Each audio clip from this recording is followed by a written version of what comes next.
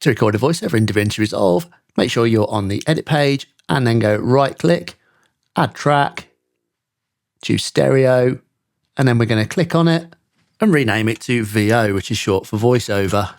Next, we're going to go up to our microphone symbol here, click on this, give it a name. I'm going to call it VO for voiceover. Choose your input microphone. In this case, mine's a Rode NT USB, so this is the best microphone. Where it says record track, choose the one that's called VO for voiceover. And then we're going to change a few settings. Click on the little 3 ellipses up here. You can enable a 3-second countdown if you want. What I suggest doing is mute timeline audio while recording, and this will give you nice silent recording. Position the playhead where you want your audio to start. Press the microphone button, start recording.